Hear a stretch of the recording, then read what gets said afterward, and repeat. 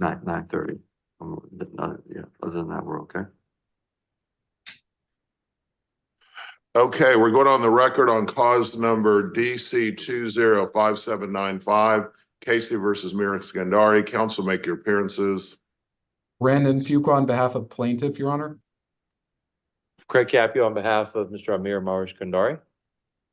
Lloyd Kelly on behalf of Jack Nichols, a lawyer, non-party.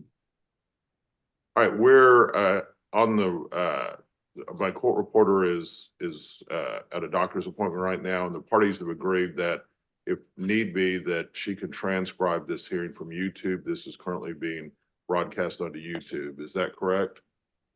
Yes, Your Honor. Yes, Yes, Your Your Honor. Honor. Okay. So it's clear, we're resetting the show cause hearing to next Tuesday. We've had a lot of scheduling issues, and there's certain agreements that we're trying to make. So Mr. Kelly, who are the witnesses that you wanted to see if the subpoenas were going to still be good for? Casey and Schmidt. I believe one of them is the plaintiff itself.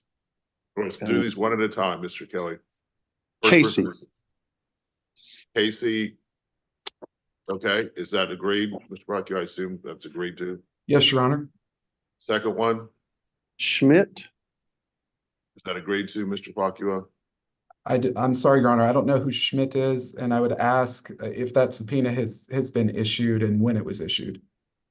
We have been trying to serve him, and then every time the thing got Donald Schmidt. We have not been able to find him. If you haven't served him, then that's your problem, in my opinion. I mean, if you've served him already and you want to reset it, but if you haven't served him, we've moved this to accommodate Mr. Mira Skandari. We're not gonna allow, you know, if you haven't been able to serve him, that's not fair to Mr. Facua that we're producing.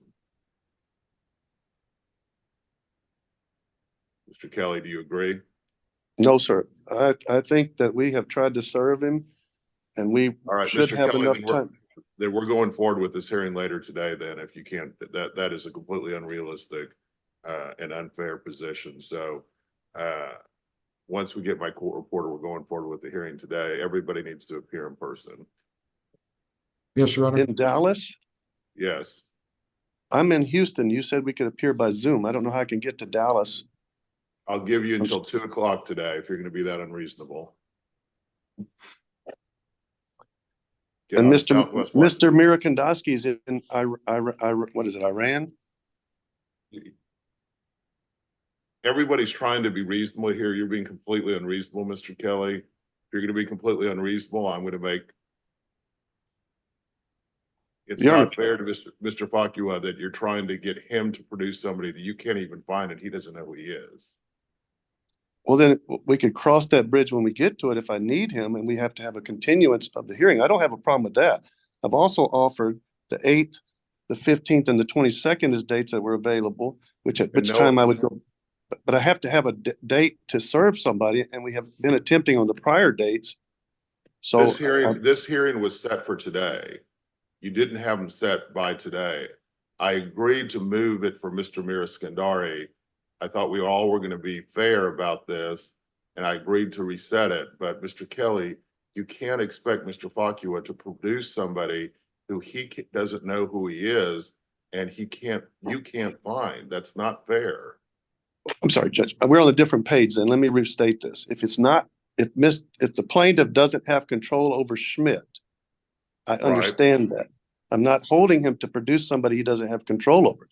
However, if I get in a hearing for contempt and I need this witness, I would reserve the right to come to you and ask for a reset or a continuation of the hearing until we at least have another attempt to get him under subpoena. We will continue to try. You're using Mr. Mira Skandari's death of his father to try to reshuffle the deck here. In my opinion, this was supposed to go forward today. I thought we all agreed that this was going to be a situation where we're all going to be humans here and not try to use his father's death as some kind of tactic to extend things. And that's what I feel like you're doing, Mr. Kelly. We were supposed to go forward today. You should have had him served by today. Your Honor, last week you were clear on the record, we were not going forward with the contempt today. I asked that question specifically. And I said, do I have to And appear in and person? you never brought this issue up when I did that. Nor was did never brought anybody up. else about whether we had to have subpoenas for today. And I think I would have time to get him by March the 8th or the 15th or the 22nd. But I've just alerted you to what is a procedural issue. I can show up today, but then I still have the same problems. But the 27th is very short notice. I didn't object. I'm saying I can be there. He's going to have Casey there. I It's can go not forward. short notice. The hearing was supposed to be set today, and we agreed to reset it we reset this hearing over and over and over again because of Mr. Mayor Scandari and his father's situation. We actually have a date that we can all do, and now you're trying to use an issue that you've never brought up before to try to derail the hearing.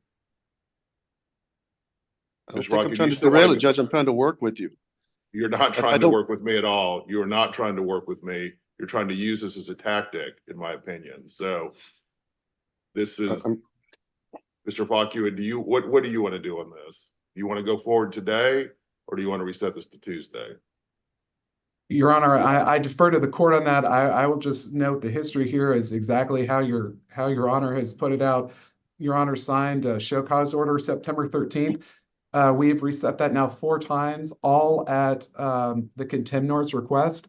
Today And is Mr. the Facua, first time.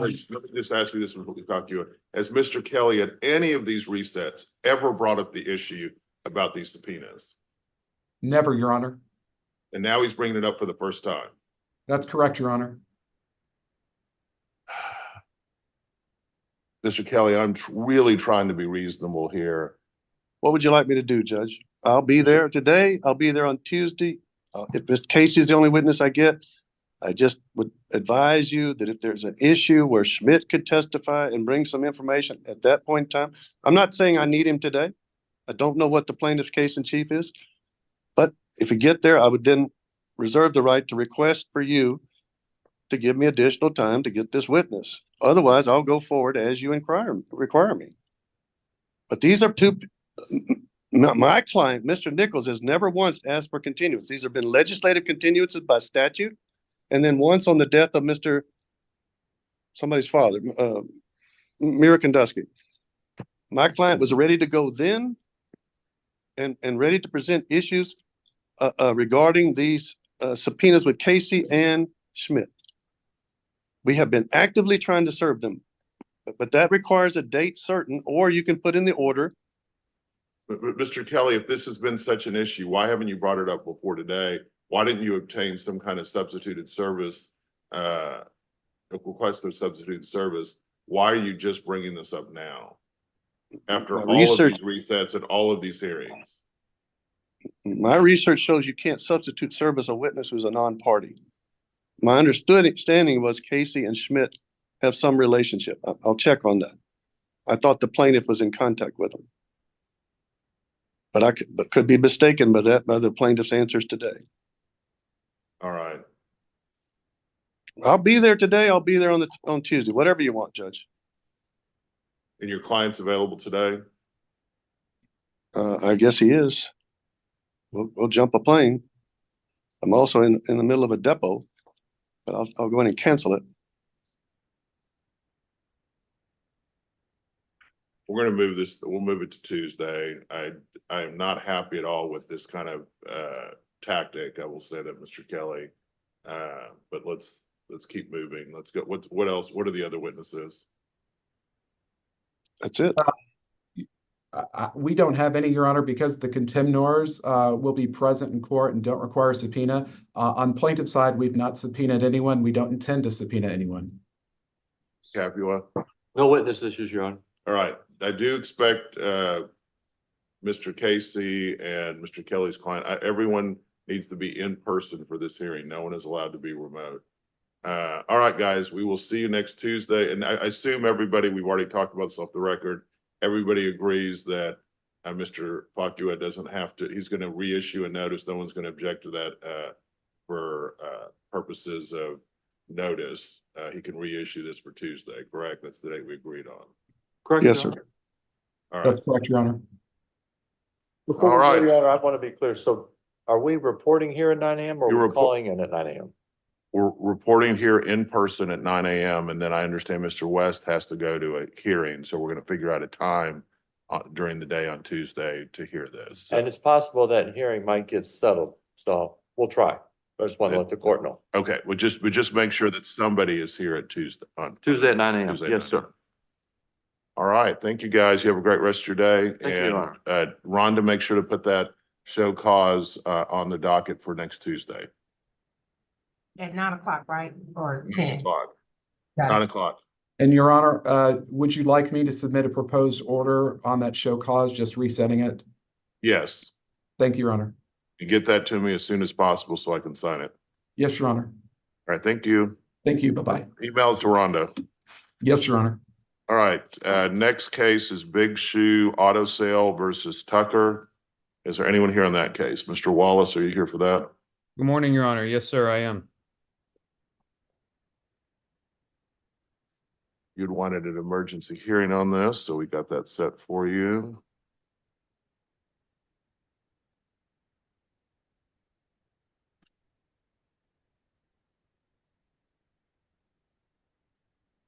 All right, let me pull this up. So go ahead and, as I mentioned, I don't usually have hearings for this, but you wanted a hearing, so what is the issue on this one that you wanted to discuss with me?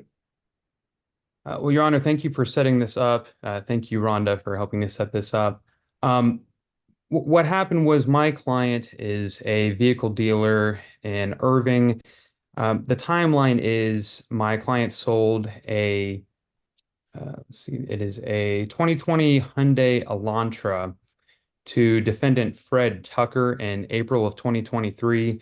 Mr. Tucker was involved in a collision in June of 2023 and brought it into defendant Dub House in Dallas County. It's our understanding, Your Honor, that Dub House did not verify any insurance information, did not kind of get any pre-approval or anything that's fairly standard in the industry from Mr. Tucker or Mr. Tucker's insurance company. Did some repairs, and then Mr. Tucker has since basically ghosted Dub House, has not picked up the vehicle, and therefore that's another issue for later on in this case, basically accelerating the payments due along with replevin of the vehicle for my client. I've handled hundreds of these types of motions. I will say that now that I look at this, I've never seen anyone do it this way. Your writ of sequestration order is unlike any I've ever seen. It doesn't have a lot of I've never seen one like this at all, actually. It doesn't have the amount of replevy bond. Your client usually has to post a replevy bond or post a bond. Doesn't have any of that information. So the order is just, it's usually a 3-page order. This is a quarter of a page, so I don't know where you got this form from, but you need to give me a new form that indicates that includes all the standard information in there, especially the amount of your bond and the amount of their bond. So Yes, Your Honor, I'd be happy to refile a new proposed order to that effect. I think we would just need the court's assistance in determining the amounts of those bonds. what is the value of the vehicle? The value of the vehicle is $20,500. And how much is owed? 22,949 and 31 cents. So both bonds are going to be 20,500. The bond they have to pay and the bond you have to pay. Thank you, Your Honor. And I don't know where you got this form from. Maybe there's some new law, but this is not what I've seen in the past. So you may want to, I don't know where you need to get a bond that's in the correct form, the order in the correct form. So just get that to me. Rhonda, go ahead. Let me look at this real quick. Yes. Okay. Yeah, everything's good. Just get that to me as soon as you can. Will do. Thank you so much, Your Honor. All right. You have a good rest of your day. You too. Thank you. Bye-bye. Walker v. Miwakuda. Plaintiff will be over here, defense will be over.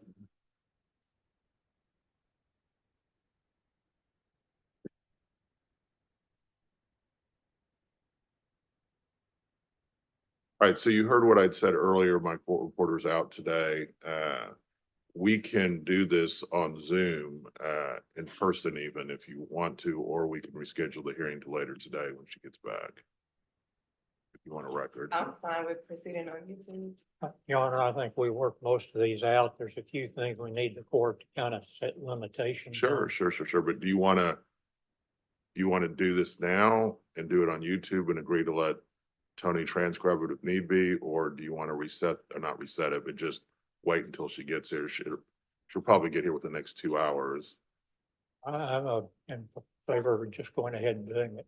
on YouTube. Yes. Okay, let me go ahead and, so let's go on the record, on DC 237918 Walker versus, I'm keep butchering the name. How do you say the last name? Kuta is what I understand it to be. Okay, yeah, I guess that's, yeah, okay. So the parties have agreed that, if we need to, the court reporter can transcribe this off of YouTube. Is that correct? Yes, Judge. Yes, Your Honor. All right, let's proceed. I understand there's just a few issues left. It's defendant's motion. Yeah, so what do we still have left? No, Your Honor, to go to the interrogatories first, number 1 and number 2, we're okay on that. Okay, Number 3 requests information on prior accidents that caused injuries, same part of the body over 5 years. Number 4 is to list the healthcare providers. let me just say on the record, I handle these all exactly the same way in every case. So, and I'm going to be consistent across the board in every case for prior treatment. I don't care who the lawyers are on either side. I do it the same way in every case, which is you need to provide 5 years worth of treatment to the same areas of the body.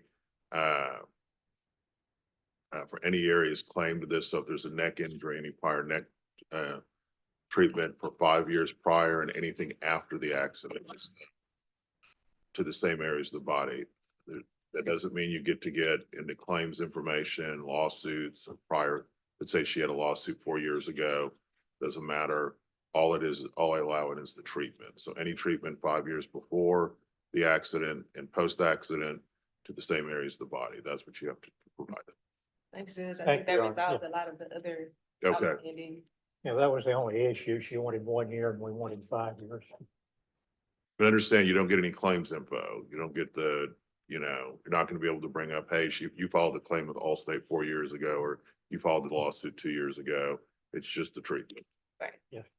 Okay, Number 5 is simply to identify the primary care physician, and she objected that was duplicative, but I think that would be a total separate issue in case she's if gone. the doctor provided treatment to the same areas of the body within the 5 years prior, and anything post, you need to produce it. If they haven't, and you don't need to produce it. Thank you, Your Honor.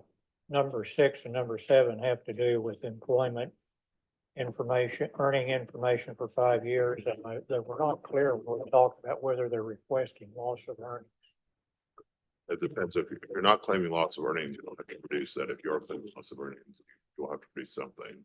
Yeah, so when we spoke with the opposing counsel, our position was that nothing in our petition or anything like that was requesting or claiming loss of earning capacity. So these requests are irrelevant.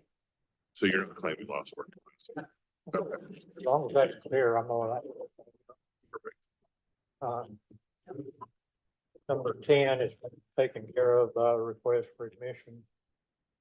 Number 9 is the same issue. Mr. Anderson, except we have your to change it. I'm sorry, your piece of paper there is, yes, move your piece of paper up. Oh, I see. I'm sorry. Sorry, it was just, Judge, I'm getting a little hard of hearing just recently. I'll try to speak a little louder. I'm so sorry. Thank you. Number 9, identify past injuries, worker comp and disability claims. We asked for 10 years. On that is 5 years. 5 years, same area of the body, treatment only, so you don't get the claims. But if you have, like, say, for example, you can't get the medicals except for by getting the claims, then you can get the say there's a workers' comp file, you can get the workers' comp file. You're not going to be able to argue that she made a claim under workers' comp, but if there's treatment within the file, you can use that to cross-examine her. Thank you, Your Honor. Number 11 is the same issue again. She wants 1 year and we want 5 years. That has to do with time and place of all prior slip and fall accidents, workers' comp claims, or, 5 years of treatment. thank you, Your Honor. Number 12 is just asking to identify anyone the plaintiff spoke to at the scene and just the substance of the conversations. That is, yeah, I'm gonna allow them. I thought we agreed on that one, that we would supplement. Yeah, I have in my notes. yeah, she'll need to supplement that. Who she spoke to, you guys limited to who she spoke to. I'm sorry, I'm having trouble hearing you now. It's okay, but we agreed on that one. We don't have to go. Okay, good, good. All right, thank you.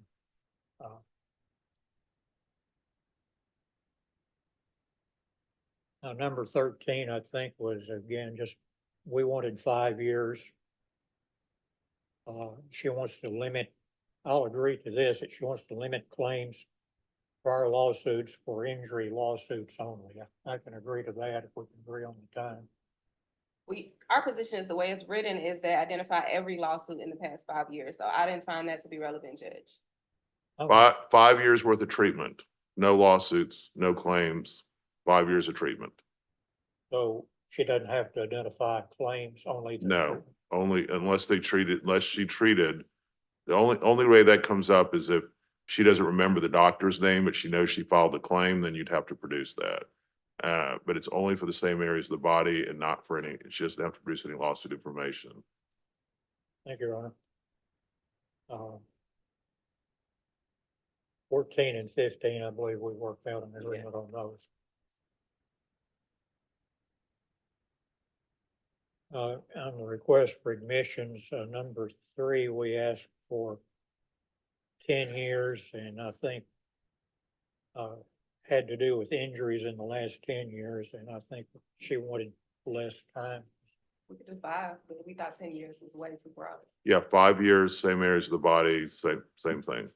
Okay.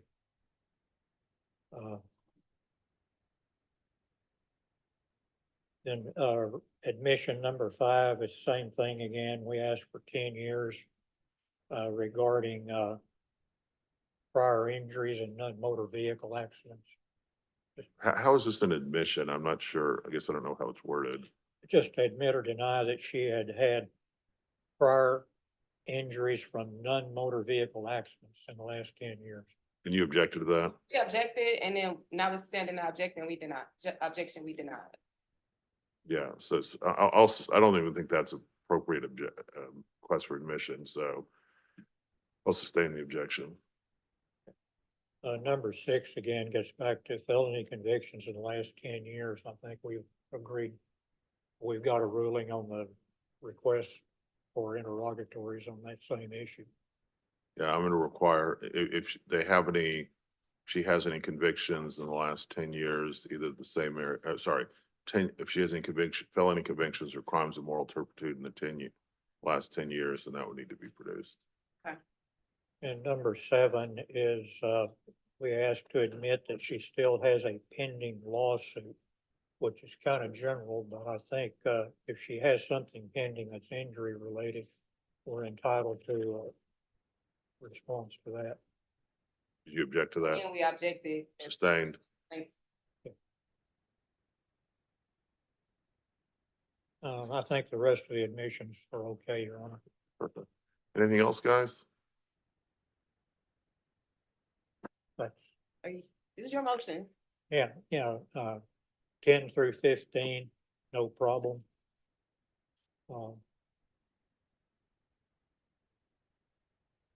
Number 9 may have had to do with the 5 years or 1 year again.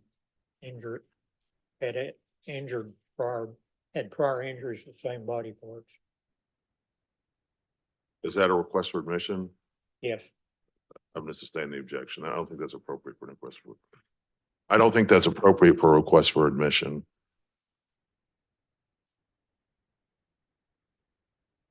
On the request for production, 1 and 2 are okay. Number 3, we just asked for any documents if she's requesting a diminished value on the vehicle, what she would base the value on that.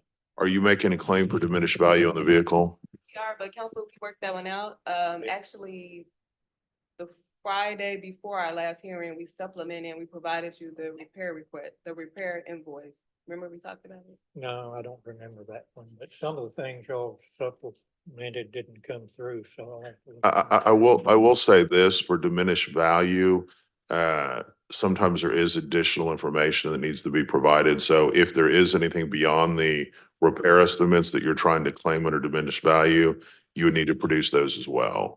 Yeah, so today we produced everything we had. Okay, well, if there's something I'm gonna overrule any objection. You're to provide any information that you're intending to use at trial on diminished value. And if it's just the repairs, that's fine, but sometimes people do other things with that. And so I'm gonna overrule that objection. You're required to produce all of it if there's anything else.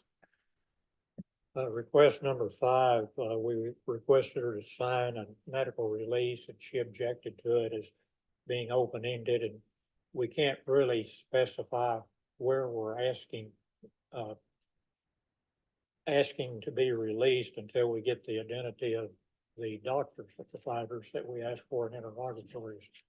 So You're gonna be required to produce a release for 5 years worth of treatment to the same areas of the body.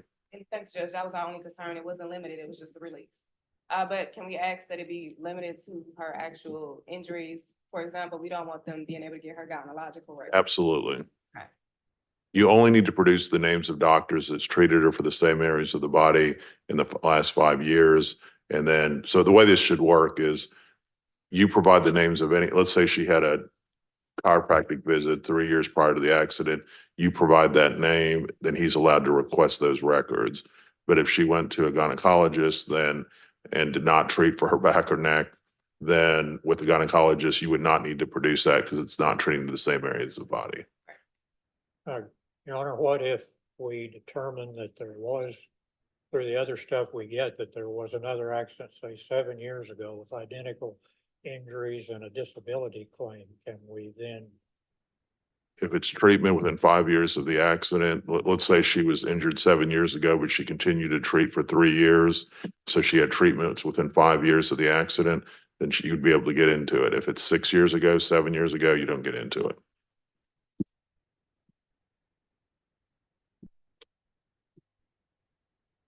Anything else, Mr.? We do have a number of hearings, Mr. Anderson. Anything else? Number 11 request, we asked for anything they have on the defendant's driving record, and they objected to that, and it's just a matter of Do you have a negligent entrustment claim? No. Then you don't need to produce that. If you amend, let me just make it clear, if you amend to include a negligent entrustment claim, you would need to produce that. It's just that sometimes you get into a deposition and your client hadn't told you about everything and they surprise you with something. It's not relevant unless there's a negligent entrustment claim.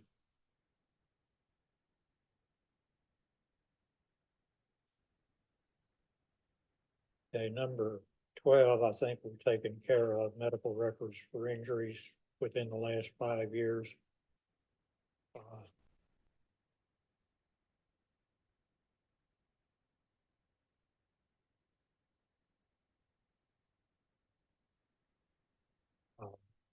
Number 15 is if counsel represented her in one of the prior claims were entitled to get medical records, we asked for any medical records in which counsel represented her, because if she would still have those records, that would, for economy and time and savings, she would be able to produce those to us without having to subpoena them. I agree, but we talked about this and we supplemented. I've never represented this client before, so there's no records to produce. Okay. Refresh council's As memory. long as we have that representation. Yes, no problem. And I think the other things were still ruled on in interrogatories. I think that's all we needed today, Judge. All right. Anything else today? No, I do want to talk to y'all about one issue involving this case. You guys are currently set on July 2nd for a non-jury trial. there's a decent chance I will not be in town that week. I usually go with my family for July 4th week. So, and it's a non-jury. If we did do something that week, it would just be non-jury. But 99.9% of my car wreck cases are not non-jury. And so do you want to bump the case back a week to the 9th, July 9th? And are you going to request a jury on this, or have you requested a jury? I believe we did request a jury trial. a few I months think ago. both sides have probably requested a jury, Your Honor. Let me double check. I'm just telling you what's on the system. You may be absolutely correct.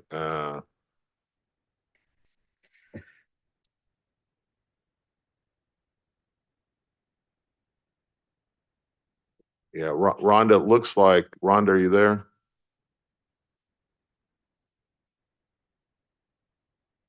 Rhonda, are you there? Yes, I'm Rhonda, here. you're- Sorry about okay. that, Judge. I'm here. That's okay. So Walker versus Mayo, do you want to move it back a week and make it a jury trial to July 9th? I think so, Your Honor. Is that okay with you, Ms. Patrick? Yes, sir. All right. The parties have agreed to move this case to July 9th. They double check to see that they've paid to the jury. It looks like they did on the system, but if they have paid it, then go ahead and set it on the jury docket, but move it back to July 9th by agreement.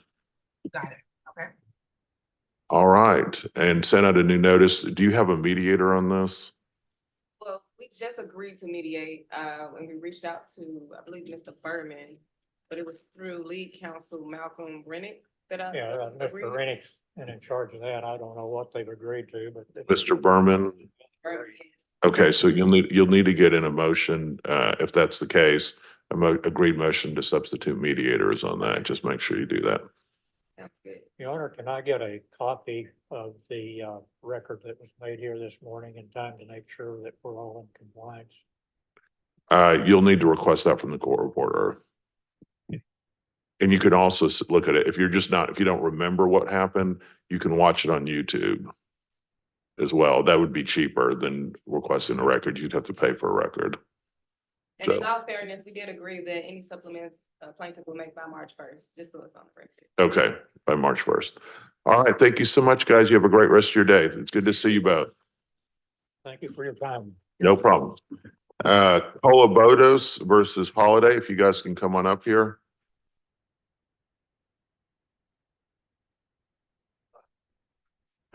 Plaintiff is always on this side, defense is always on that side. No problem.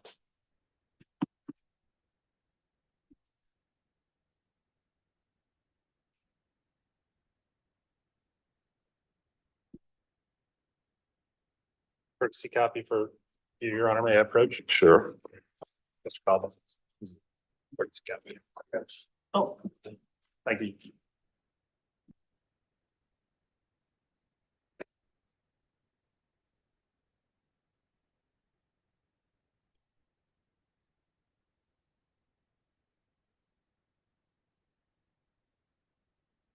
Okay. All right, so the same issue. Do you guys, if you need a record, we're gonna have to delay this until my court reporter gets here. If we want to do it on YouTube, we can do it on YouTube. What are your thoughts? I'm okay with doing it on YouTube, Your Honor. Fine, too, Judge. All right, let's go on the record on DC 21-14477, Colobotus versus Holiday. The counsel and parties make your appearances. Aaron Gankowski here for defendants, William Chappell, Joshua Ty, and City Realty Alliance LLC. All right, let's go ahead and proceed. We're here on I believe, a motion for summary judgment, correct? Yes, Your Honor. It's 3 motions for no evidence summary judgment on all claims that have been alleged by Mr. Calabatos. Okay, There was a response or an objection filed. I have filed a response which requests there's objections to the evidence that was presented, and there's an order in the binder that I provided that we can work through. So we would ask those be ruled on before going forward with the no evidence summary judgment. I'm sorry, are you saying, I want to make sure I understand what you're saying. So you saying you filed objection to his evidence, No, or no, he no. filed objections to your evidence? He filed something called objection to motion for summary judgment. which was filed on the deadline for responding to the summary judgment. Okay, And then in that objection, there's a bunch of evidence, but I'm objecting to any of the a majority of the evidence because there are evidentiary issues with. okay. And so I don't know if that was meant as a response to the summary judgment or if it's a separate issue, but from my understanding, it looks like it is a response to the summary. Was that meant to be a response to the summary judgment? Judge, I combined the response and the objection. Okay, You're absolutely right. It was, I've been a little bit difficult for challenging at this point in this case to try to get an attorney. So I've had to rely on the law library, and I'm not an attorney, I'm a psychologist, so it's been a little bit challenging, Your Honor. sure, no problem. All right, so, The first red tab, Your Honor, is the objection. So if we want to go to that first, we can just start with that. okay, so I'm looking at your order you produced, order on the evidentiary objections of defendants William Chappell, Joshua Ty, and Citywide Alliance Realty. Yes, Your Honor. Okay, and then it says objection, page 1, March 2022. So is that, are you objecting to essentially his timeline? In the motion, which is the first document that's in the binder, Your Honor, it actually lays out what it is. But on the first issue, I'll give you the page number for where it starts. On page 10 of the first set of motions, it actually lays out what our arguments are for excluding this information. All right. I'm just trying to find out what exactly you're objecting to. But Sure, let me double check. there isn't paragraph numbers, Your Honor, so it's a little bit difficult for me to. Okay. So I just had to identify it by the best I could. I see. Okay. That's helpful. All right. Let me just go through these real quick. First objection is sustained. Second objection.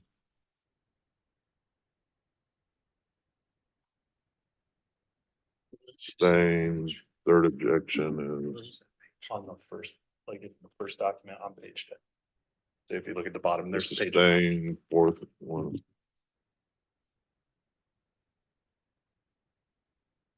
Sustained. Fifth one. Sustained. Sixth one.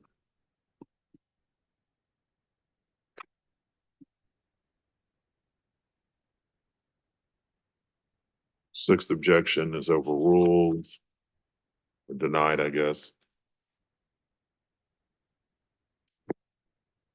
So the next objection, which is page 6, paragraph 1.3.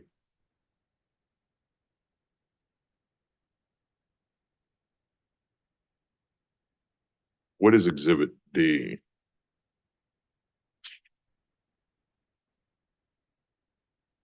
Is that an affidavit or is that?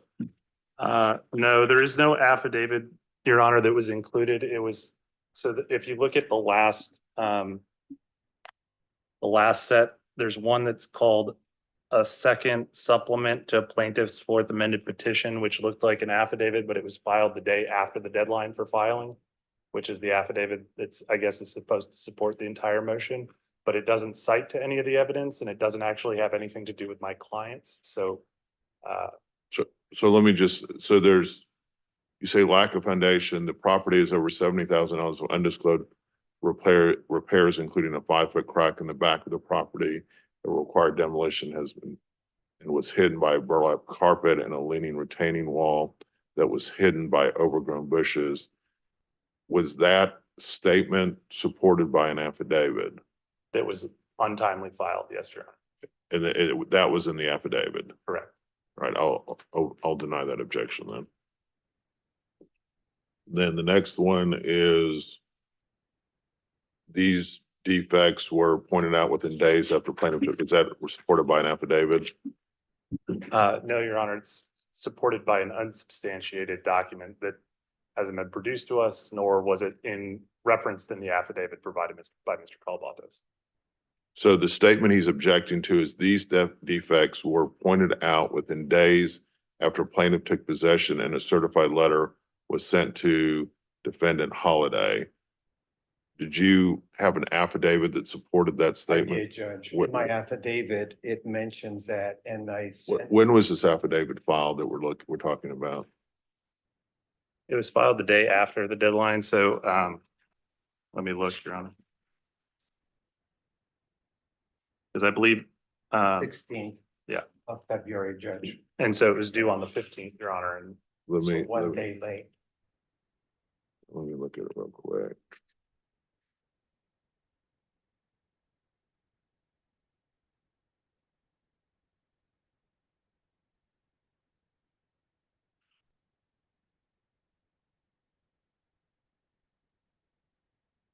I might also mention, Your Honor, that it's not actually explicitly referenced in the response at all either. It's not cited to, it's not.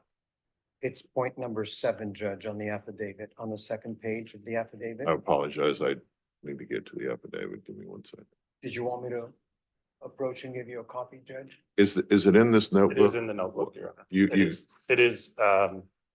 You color coded this in kind of a little bit confusing way. I so- apologize, Your Honor. So, it is, I believe, the green tab. Green tab, okay? So it is just called Second Supplement Plaintiff's Fourth Amended Original Okay. Petition, and then it just at the top. I see it, okay.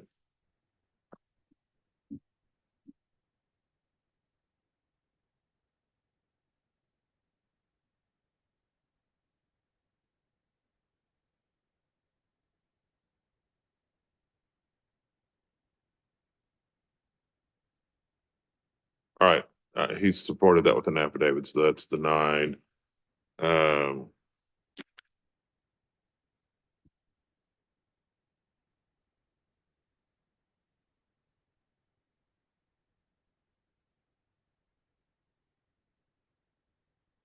All right, there's nothing to support. It looks like the claim, really, this is just argument to me,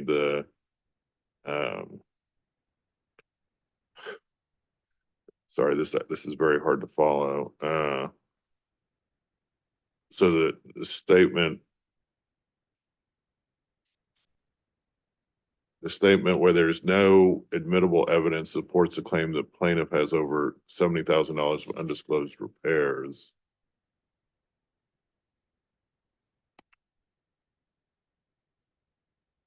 Where does that come from, that statement? It comes from that page 6, 1.3 of the of plaintiff's objection response. I assume that it's supposed to be supported by some unsubstantiated invoices that are in there or estimates, but again, there's nothing I don't believe that they're even referenced in the affidavit. I'll just say this order is not going to be super clear because there's so many objections that say objection page 6.1.3 without any substantiation. I understand, Your Honor. It's just, if you look at it's hard to be able to just drop all that, the motions all the time, so. Okay. All right, I'll sustain that objection, and then the objection is, in Texas, a real estate agent is required to disclose all material facts. What is Exhibit G? Moment here, Honor.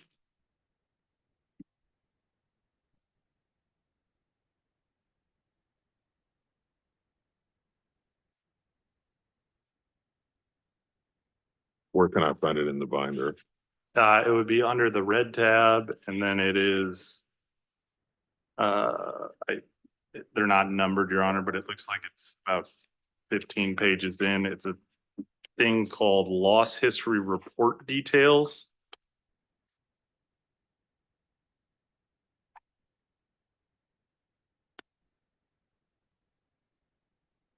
That it's the red. Yeah, so the first red tab I'll give you the exact Oh, one. there's 2 red tabs. Is the first red tab? The first red tab, yes, Your Honor. Okay, and you said it's. It's about I see Exhibit G now, okay. So, this is the loss history report details. Judge, that was given to me by the insurance company because I had a lot of, Your Honor, I'm gonna object to that statement. It wasn't in the evidence, it wasn't. Well, just let him finish. thank you, Judge. Yeah. It was I wasn't able to get insurance when I bought the property, Judge, and I didn't know why. And when they gave me insurance, it was exorbitant. I said, why is it so expensive? It was like $6,000-7,000, Judge, for a $250,000 coverage. And they said, oh, because of the claims you filed. I said, I've never filed a claim. Yes, you have. You filed 2 claims. I said, not me. Oh, they said, well, the claims follow the owner. So the property, if it's the previous owner and he's filed claims, it'll follow the property. So it'll hit the person that buys it and the other person that buys it. So what I'm trying to get at, and I appreciate that background. What I'm trying to get at is this exhibit G, it doesn't really say. So this is something provided to you by the insurance company. It is, Judge. But is there anything that, I mean, you've been in a lot of litigation, Mr. Klopotos, I've seen you many times. So is there anything that you have to have an affidavit to prove up evidence in a summary judgment for most evidence? And so, unless it's like depositions and things like that, or it's self-authenticating, what proves up this document? Do you have an affidavit? Do you have, what objection to hearsay are you making? What exception to hearsay are you arguing would allow the admission of this exhibit? The fraud, the non-disclosure, Judge, because Okay. under Texas property. All right, that's denied. Okay. So I'm sorry, that objection is sustained. Let's go to objection page 23.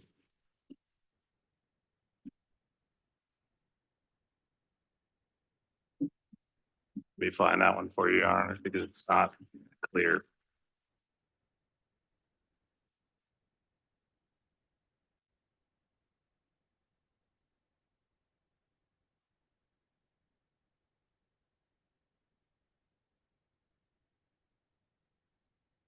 Okay, that's not an evidentiary objection. I'm going to deny that one. Page 24. Overrule, that's denied. Page, I guess there's 2 objections on page 24. That's sustained. Settlement discussions don't come in.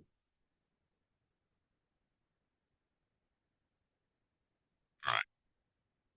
Exhibit C is denied. Objections denied. D.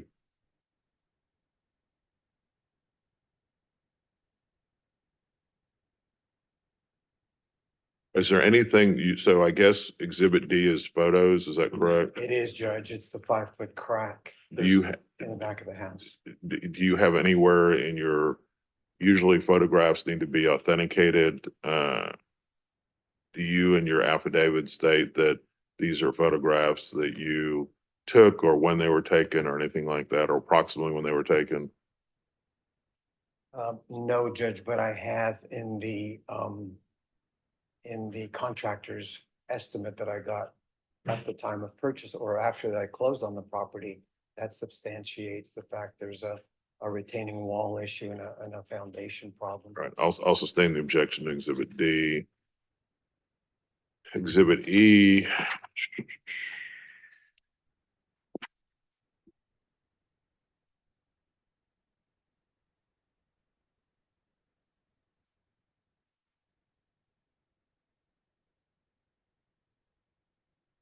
What is exhibit E? It's the certified letter that he sent to Mr. Holliday. It is not addressed to my clients. We would have it doesn't have any bearing on our liability. We never received this letter. This never wasn't sent to us. It's doesn't mention us. There's nothing about it that's going to be influential on this. Judge, that's part of the disclosure. Had his clients disclosed these defects in the property, I mean, his clients knew about it. Had they disclosed it, had they given me a disclosure like it's mentioned in the Texas Property Code 5.008, we wouldn't even be here, Your Honor. So his fact that the broker And the real estate agent made mention of $70,000 worth of repairs. I'm gonna deny this objection. What is exhibit F? Let me see. It's a document that Mr. Calabatos appears to have drafted himself. It's an assignment of the claims from Marvel Incorporated to him. But you had already dismissed those for want of prosecution. And I think that he's trying to get around your dismissal order to be able to revive those claims. So I don't really know why that's relevant, nor if it's appropriate at all. And if you look at the briefing, I don't believe it is appropriate. I think that it violates all of the rules about assignment of claims. So I think it needs to be excluded. Your Honor, it is my attempt because Marvel Investments can't really represent themselves, which is why I assigned the claims, and I have the intention of reviving that because I think it was dismissed because the attorney didn't show up for the hearing. All right, F is the objection sustained. G.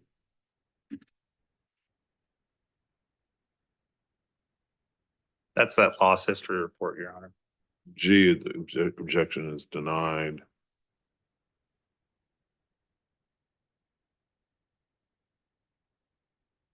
Fourth supplement. So are you okay, this isn't an evidentiary objection. This is a separate objection, Your Honor. This is, it appears to be a trial or an amendment to the petition. The next two, I'm not gonna rule on it as part of these objections. You can argue it. All right, let's go to the argument now in the case. All right, Your Honor. Based off of the evidence that was produced and anything that has been left in the court's record at this point, my clients aren't mentioned once in any of these documents. There's no evidence tying them. Mr. Calabatos' affidavit doesn't talk about them. There's nothing in the entire response that mentions my client. So at this point, I believe that there is no evidence of any of the claims that Mr. Calabatos is trying to make. And then if you look at the claim that he's talking about, I lay it out in my argument in the document that I've produced, or that 5.08, it has some very specific language. It talks about the seller is required to do this. And then the legislature in 2 paragraphs later, I believe that the first paragraph that we're referencing to is 5.008 or 088. And in that C, and that's the section about seller disclosures. And then if you go down to, I believe it's E, it specifically says seller and seller's agent are not required to disclose these things. So if the legislature had wanted to impose liability on the broker and the real estate agent in this circumstances, they would have used that language because they used it previously on this situation. Additionally, it allows for, if you look later on in that section on 5.008, if you look at that, it says that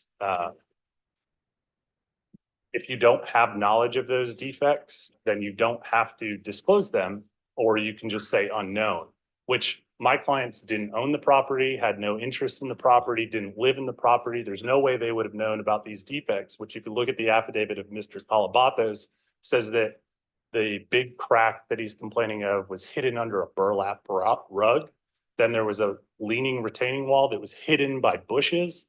And then there's also this undisclosed insurance claims, but my client wouldn't know about any of that information. So if they had filled out, even if they had filled out this information, it wouldn't have been any more beneficial to Mr. Calabatos because they would have just said unknown. Okay, response? Judge, I think the Texas Property Code actually mentions, and they're very strict about real estate agents and brokers. They actually have to give a disclosure form. It says seller's disclosure of property condition in Texas, the seller of residential property not comprising more than one unit dwelling shall give to the purchaser of the property a written notice. The notice must be executed and must at a minimum read substantially similar to the following. Seller's disclosure notice concerning the property. He must provide previous inspection reports. He must provide the condition or presence, absence of appliances equipment, and fixtures. He must report on the condition of the driveways, entrance, walkways. The notice shall be completed to the best of the seller and the agent. The seller's disclosure requirements do not apply to foreclosure sales. The seller can be responsible, in addition to the broker or the agent, for a penalty of $10,000 and up to 3 times the damages. Licensees such as real estate agents, companies have a duty to disclose to any potential buyer or purchaser any significant defects that they know about the property, even if the seller does not disclose that information. They also mentioned that if the seller doesn't disclose, Your Honor, that the agent has to take extra steps, saying that he has to sign some sort of document that says that he did his due diligence, he's asked, but the seller didn't want to provide. He can't just say, oh, I didn't know about it. He can't feign ignorance, Your Honor. He has to take that extra step if the seller does not disclose these defects. Your Honor, on the certified letter that I sent to Mr. Holliday, that was discovered days after I took possession. And I sent it to him. And in my affidavit, when I called him 2 weeks later, I said, Mr. Holliday, what are you going to do about these repairs? He says, you bought the property, now deal with it. So that's all in my affidavit, Judge. If you look at the date of the certified letter, it was days, Your Honor, after I took possession. I think 2 days, because then I was able, that property was vacant, Judge. And he was on a doctor's appointment. Mr. Holliday was ill and he passed on. They didn't even disclose that, Judge. They didn't disclose. He passed on, who knows, was it in August, September? But I filed a fascia sire in November, December of just this year, Judge, 7, 8 months. Mr. Sibley, the Holliday's attorney, didn't say, oh, Your Honor, let's put you on notice that, Mr. Holliday has passed. So This isn't a summary judgment by Holiday, right? no, this is by Chappell, but Chappell is still held responsible, Judge. A seller's property disclosure is governed by state and federal laws.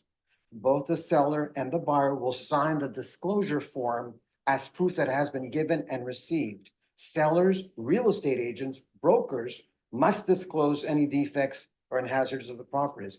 So if he didn't disclose because he didn't know, he should have done a walkthrough, Judge. He must have known. One of the problems was the front door, Judge. The front door. Mr. Holliday opened the door for me, so I had no clue. But you can lock the front door, Judge, if there was a strong wind. There was no inspection on this? There was not, Judge, and I understand now why. I mean, when I went to the property, Mr. Holliday had moved out. He had moved to Frisco.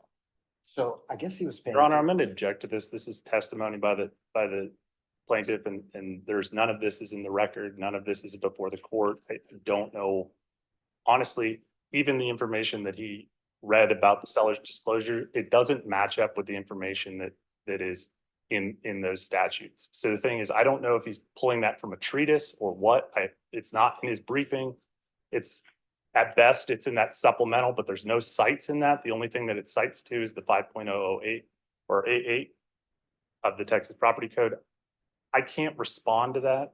So I'd request that it be stricken from the record. Judge, it's also in the TAR disclosure notice form. It's everywhere that the buyer has to receive a disclosure form.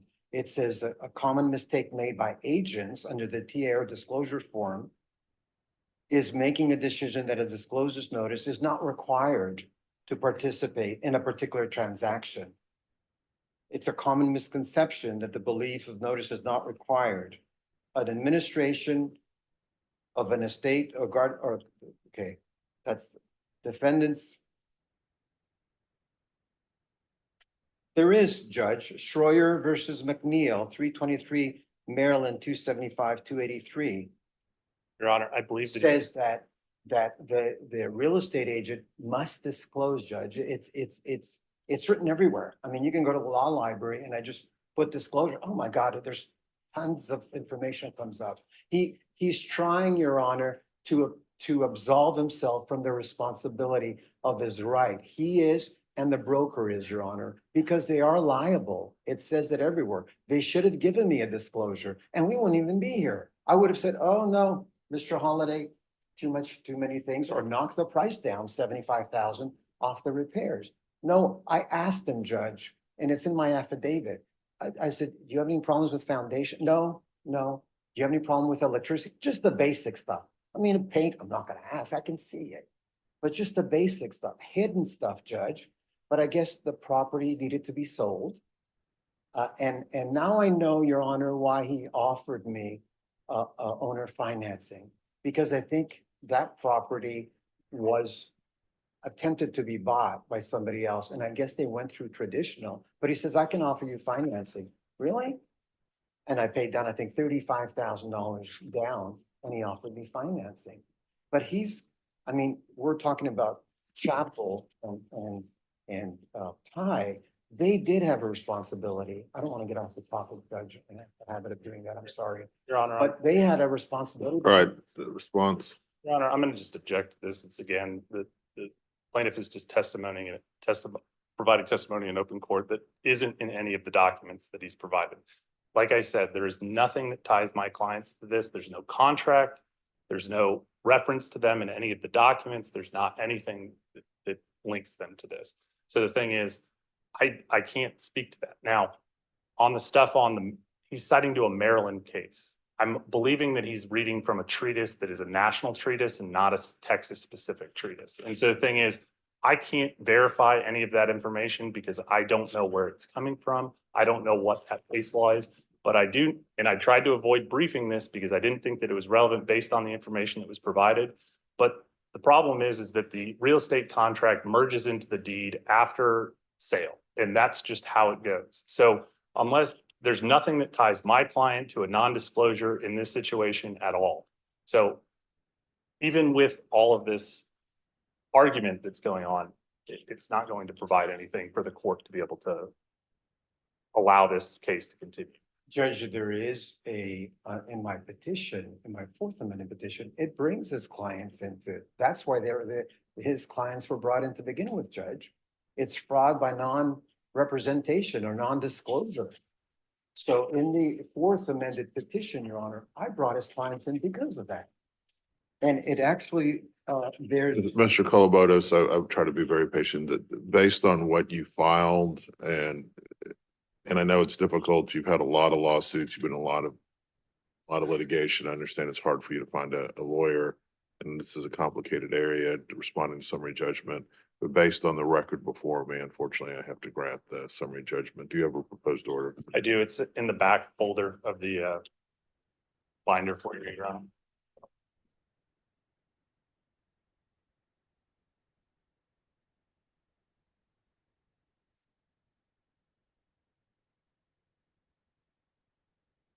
So I want to make clear, this is not a final order for the case, correct? Correct. It says it's interlocutory at the end. Okay.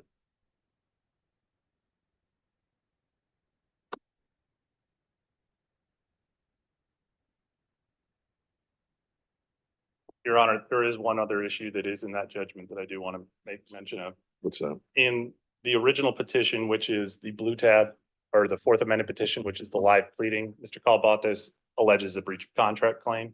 So we had requested attorney's fees under 38. I'm not going to grant attorney fees at this point until there's a final judgment. Okay. I'm crossing out the paragraph about that. Thank you, Your Honor.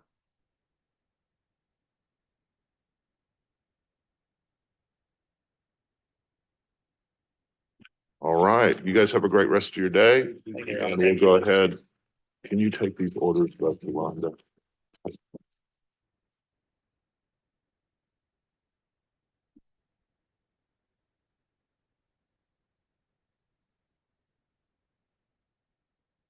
Okay, it's been a busy morning, guys. Let's go to NRA.